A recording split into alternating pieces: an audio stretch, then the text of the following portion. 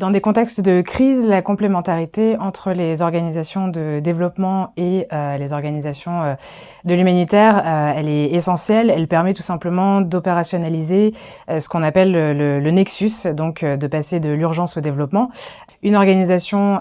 humanitaire va pouvoir s'appuyer sur les connaissances des acteurs de développement qui sont souvent présents dans une zone depuis de nombreuses années, qui connaissent bien le tissu social, qui connaissent les acteurs locaux et qui vont donc pouvoir accompagner les acteurs de l'humanitaire, de l'urgence, dans leur analyse du contexte. Dans certains cas, ça va aussi permettre, quand malheureusement les acteurs de développement sont eux aussi touchés par la crise et doivent quitter la zone impactée, de faire le point sur les infrastructures qui existent, les infrastructures qui ont pu être touchées par cette crise, et de permettre aux acteurs de l'humanitaire de pouvoir cibler spécifiquement ces infrastructures en ayant connaissance de comment elles ont été construites. Je terminerai peut-être par donner l'exemple du projet Nexo qu'on met en œuvre donc avec le GRET, la Solidarité Internationale et le GRET au Burkina Faso,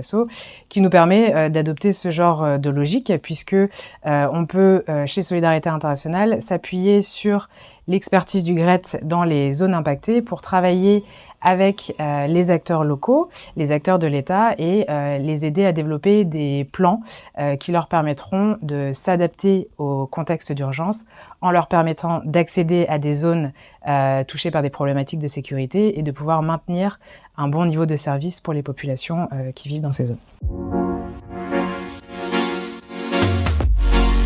En tant qu'acteur de l'urgence, en tant qu'acteur de l'humanitaire, on se met un point d'honneur au fait de tenir compte de ces enjeux de cohésion sociale dès la phase de ce qu'on appelle diagnostic, dès la phase d'évaluation des besoins et d'évaluation du contexte, pour s'assurer qu'on puisse bien comprendre les liens sociaux qui existent entre des communautés, entre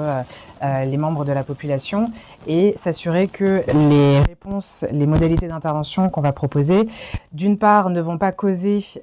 des conflits, ne vont pas causer de tensions au sein des différentes communautés ou auprès des acteurs locaux, et qu'elles puissent aussi potentiellement contribuer à une meilleure cohésion sociale qui ensuite permettra de faciliter les travaux de relève et de faciliter les travaux de développement. Donc c'est vraiment quelque chose d'essentiel pour nous.